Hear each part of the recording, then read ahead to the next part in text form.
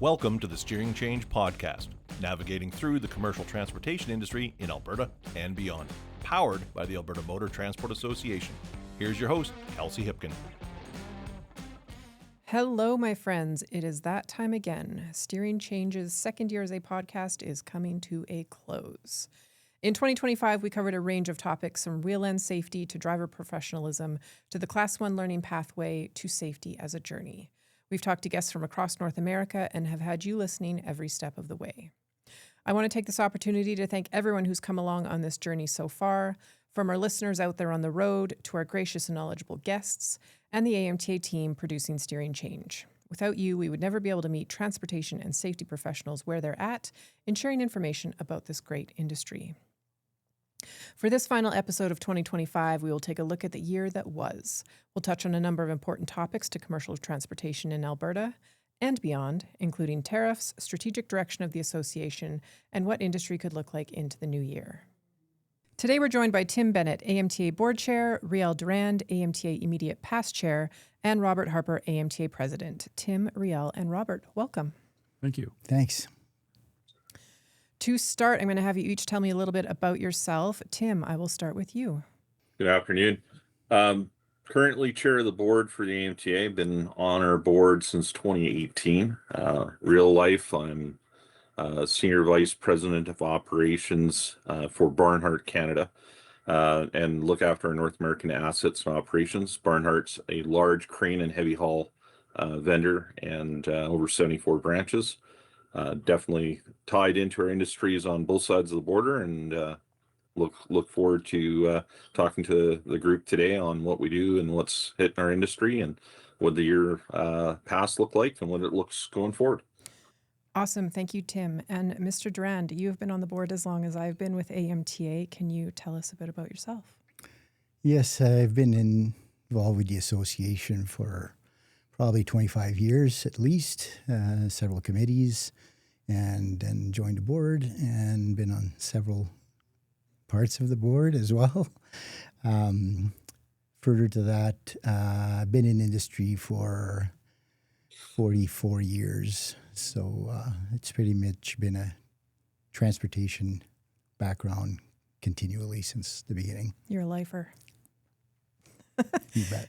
And Robert, can you tell us a bit about your role with AMTA? Sure. I'm just celebrated my second anniversary as president of the AMTA. Been with the AMTA for 3 years. I was the controller before that. My background is as a professional accountant and did that for 30-some years across a various spectrum of industries. Perfect. Thank you so much, gentlemen. Let's dive into some questions. We're going to I'll start with you, Tim, and then we can have Riel and Robert provide their input as well. Can you describe the past year and how recent events, trends, and more specifically, the Canada-U.S. trade tariffs have impacted the transportation industry? Yeah, it's been a very challenging year. I think none of us anticipated what we would see coming out of the president change in U.S. operation and policy.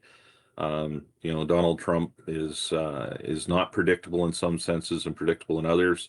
The tariffs impacted everything we do. We move a majority of goods on the backs of trucks everywhere. Every bit of essential life is moved by a truck.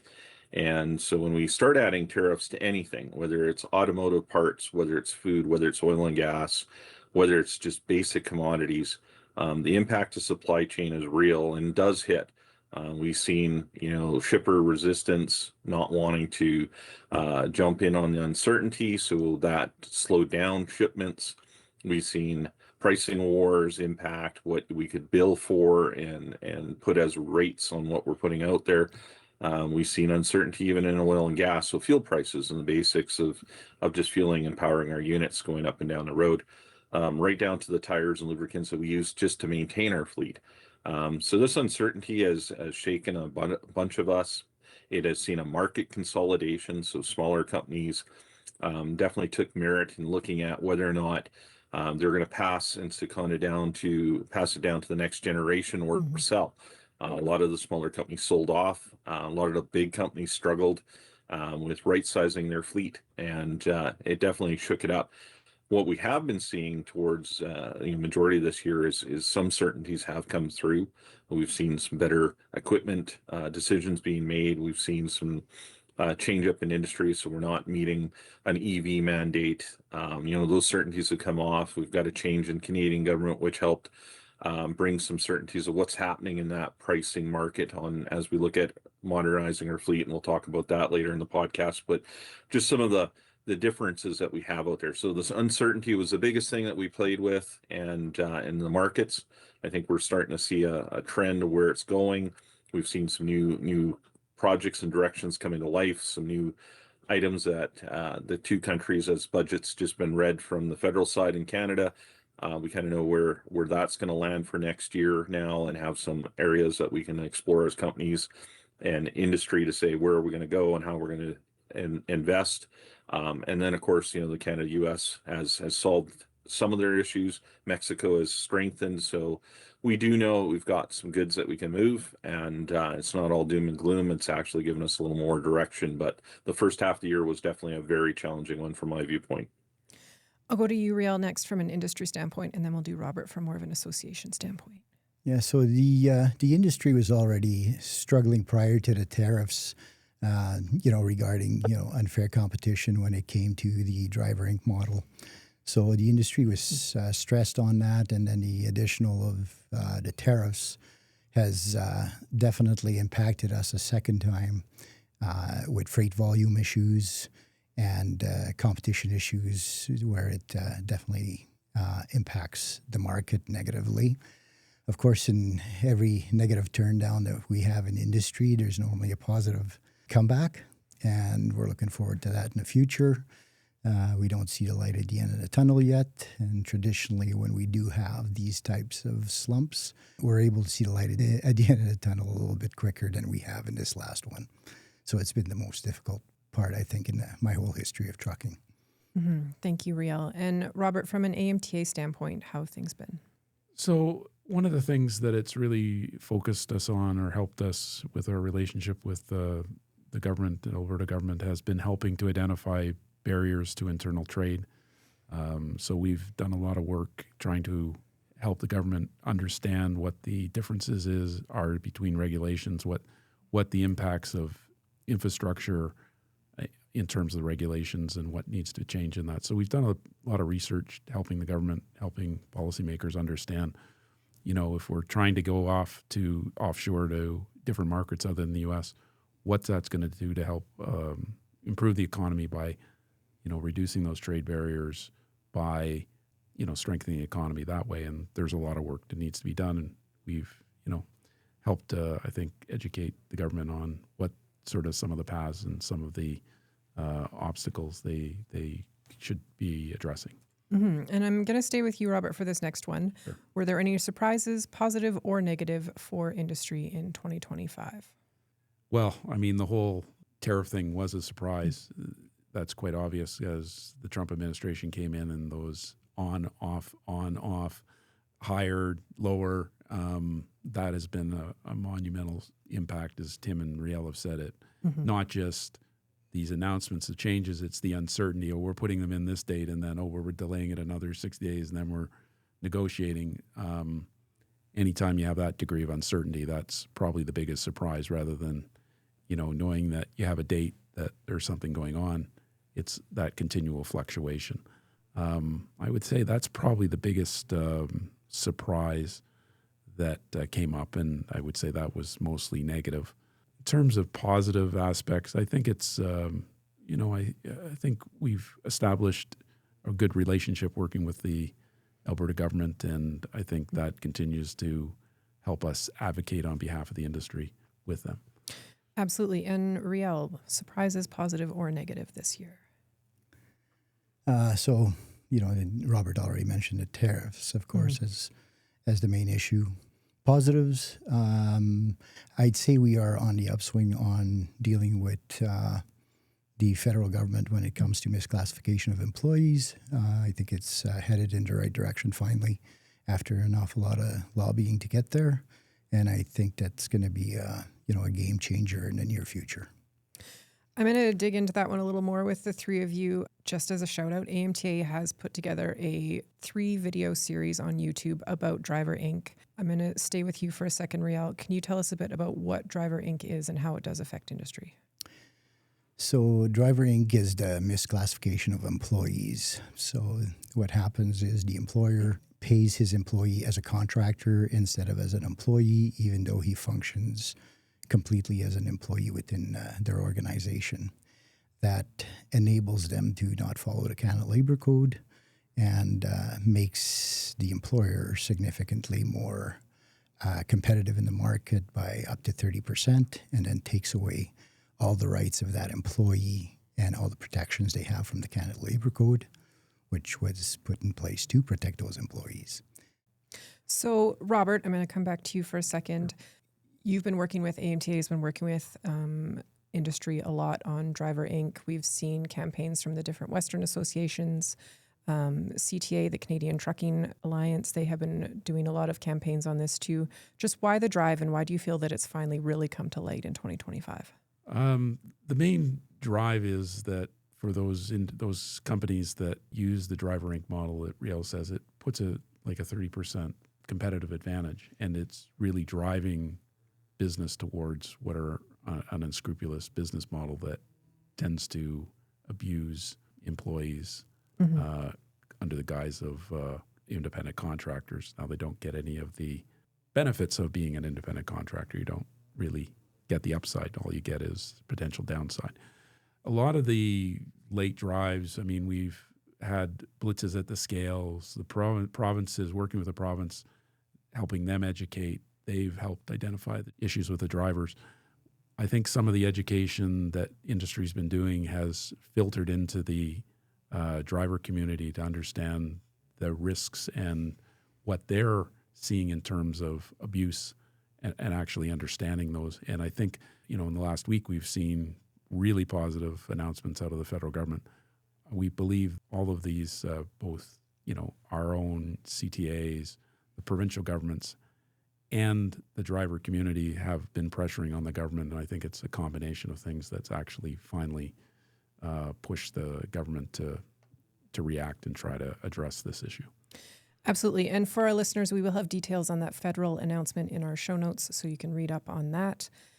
We are recording on November 6th, so that'll be a bit in the past when you guys are listening to this. Tim, I'm going to come to you, a bit of a two-pronger. If you have some perspective on Driver Inc. and then positive or negative surprises for industry this year.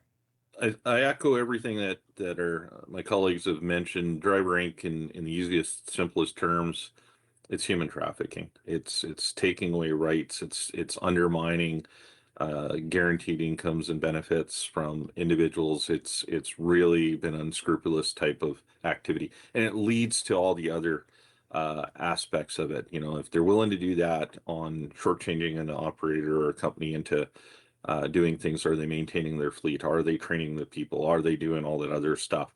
So it really is a black eye to industry. Industry has come together across the country to tackle it. We've got government support all the way up to the federal level, engaged and willing to take steps now. It's not the awareness and sit back and talk about it. It's actually taking steps to move forward to it. So great to see that come to life and gain the traction, so much so that it's in our federal budget and has been talked about at several levels. Surprises this year, I would add to that we've seen is, as all these tariffs hit, it created an ability for Canada to look within the provinces and say, how do we take the barriers down on trade from east to west? What can we do? And it allowed us to look at what are the hours of service. Are we aligned across the country? Are we aligned on licensing? Are we aligned on cargo securement? Are we aligned on all our rules?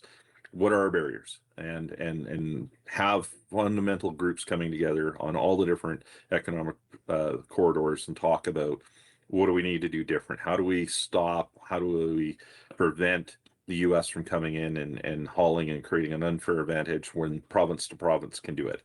How do we move goods without all these extra costs and additional rules? And if the rules make sense and they're protecting and they're creating security and safety, absolutely they stay. If they were just erroneous red tape, how do we get rid of it? So big surprise, that was an outcome that I think helped accelerate. You know, the industry had been talking about it for a bit. We didn't see it getting traction. It definitely got traction and attention with the tariff talks. How do we do it better in Canada if we only have to serve Canada? And staying with you, Tim, can you touch a bit on how strategic direction has evolved in the last year? You know, and I won't rob too much of Robert's thunder on this. I think, you know, for us, it's been coming back and looking at things holistically. What can we tackle as an industry? Where should we go? What makes sense? You know, less about setting the direction, more about what is a need, where do we need to go, how do we get there, has been the focus. And I'll let Robert drive in and give a little more of the detail to that. Sure. You know, we've probably changed a little bit. We've got a relatively new management team at AMTA. And I think in the last year, we've helped set what are our capabilities and strengths as an organization to be able to assist industry and affect change. And, you know, one of those key things we've identified as you know, we have to be a trusted and reliable partner with industry to build bridges with government, with other parties, in order that we have win-win relationships that AMT can help build with those relationships and wins for both all of industry. So I think we've taken a bit of a different view of our capabilities, and we're trying to move on that basis. And one of the things we're trying to do going forward is trying to broaden out our services that we offer to help support industry beyond our traditional health and safety services, to see if we can provide greater benefits and broader services that help all of industry. Perfect. Thank you, Robert. And speaking of going forward, Riel, when it comes to the future of industry, how have we approached fleet modernization, especially regarding sustainability and alternative fuels or in-cab technology?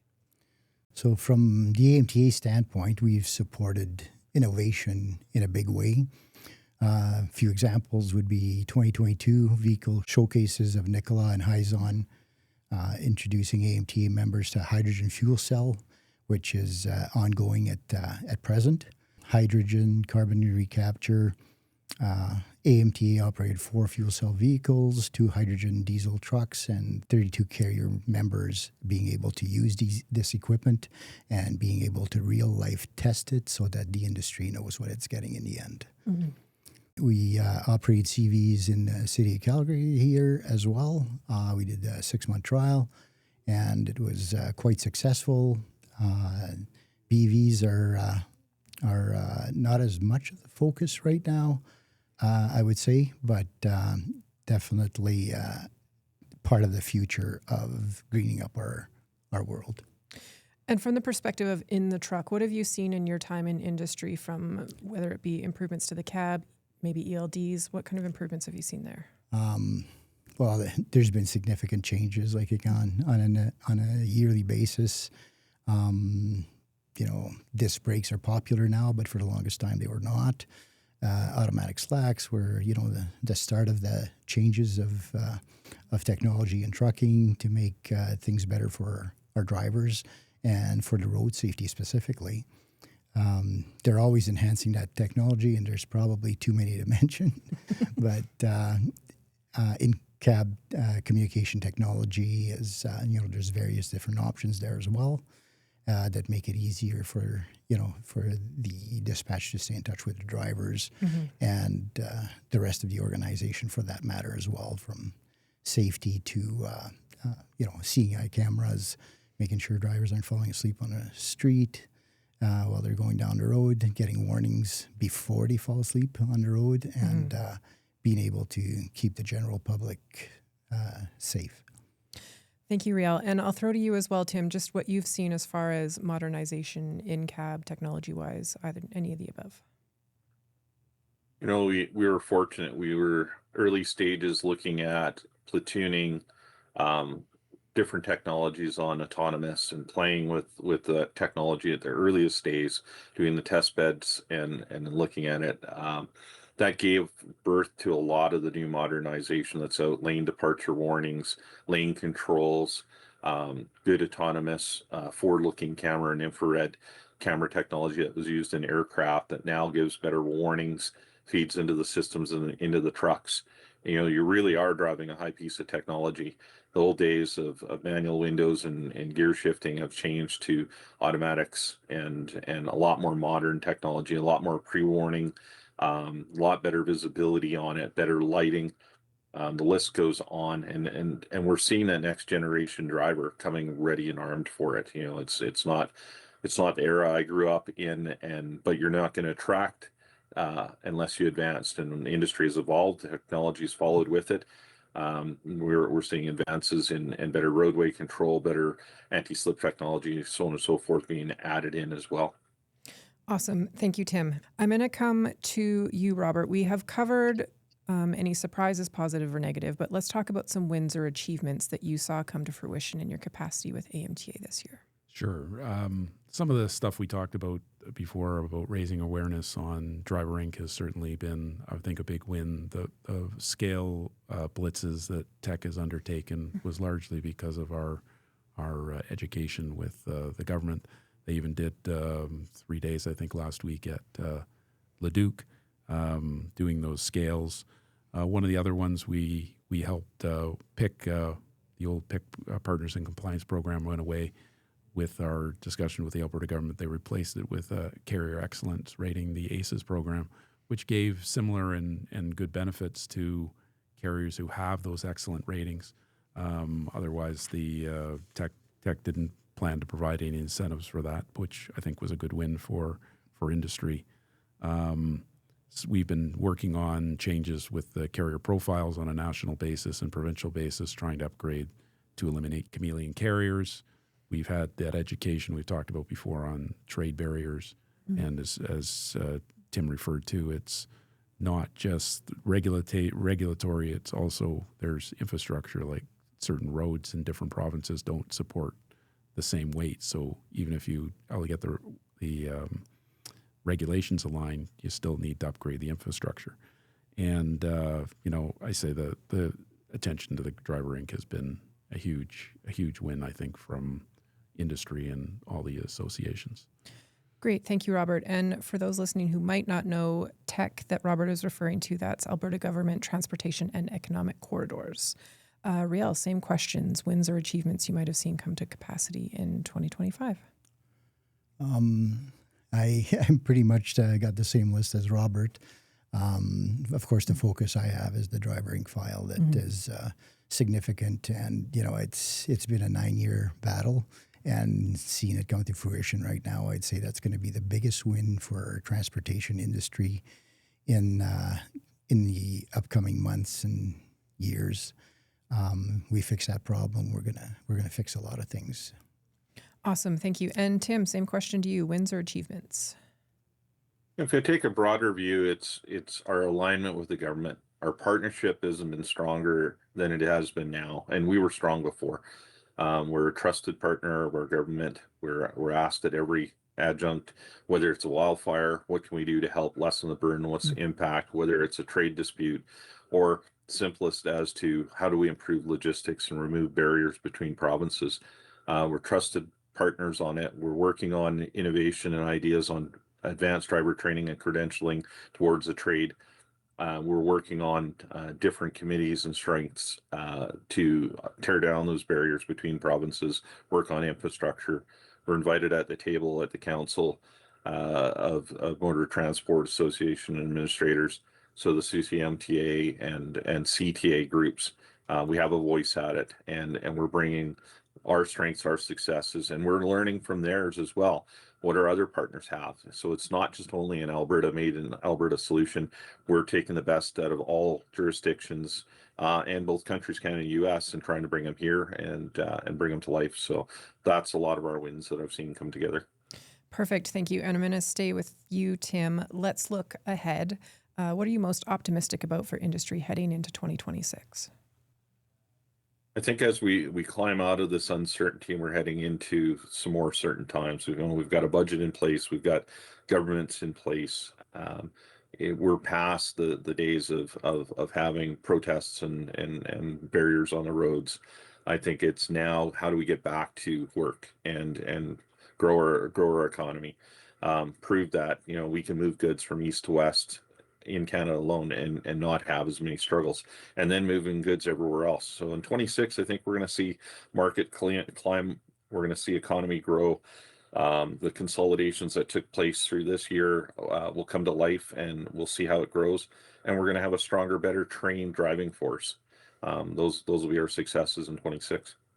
Awesome. Thank you. Riel, what are you optimistic about heading into 2026? So I'm thinking that once the tariff issue settles and the American public starts paying the price for these higher tariffs, I think things will level out in that laneway, and we'll get back to some kind of normalcy on north-south traffic once we get back to what normal is going to be in the future. Mm-hmm.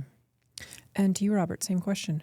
I'm going to touch a bit on where Tim ended, which is we're hopefully in 2026 we'll be the first province with a designated trade for commercial drivers, which is a big win for the industry, and it could eventually lead to a red seal.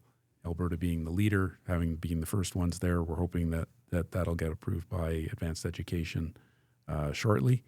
And that's a big win, I think, for the industry. Perfect. Thank you. So I'm going to segue into winding down. I want to thank the three of you so much for your time today. Riel, especially you, leaving the executive. It's been a minute, and it's been a pleasure working with you, as always. Thank you. So I'm just going to do one final thank you, and then we will go with Tim. Is there anything you'd like to add as we close? No, I think we've captured a lot today. Look forward to a strong 2026 and where our industry can go. The biggest thing we want to part with is we represent our members, and we can't without hearing from them. So we encourage, as much as you've got these podcasts, to hear what's going on. Sharing your thoughts and ideas forward for us to represent industry is key. Absolutely. Thank you, Tim. And for everyone, we will have some contacts in the show notes as well, should you wish to reach out. Riel, is there anything you'd like to add? No, I think this podcast is probably going to be a great way for us to get our message out to our industry, specifically those who are not involved in our association, and what value that they can get from the association going forward. Awesome. Thank you. And Robert, finally, anything you'd like to add? Yeah. We talked a bit about in-cab technologies. AMTA's Dave Elniski wrote quite a dissertation on that. That's one of those resources that we make available. It's one of those reasons that I would encourage carriers to take out a full carrier membership with AMTA to participate in those types of studies. And sure, you put the link into the Absolutely. how they would get Dave's report. It's very comprehensive and tells a lot about that. So I think that's all I'd like to add.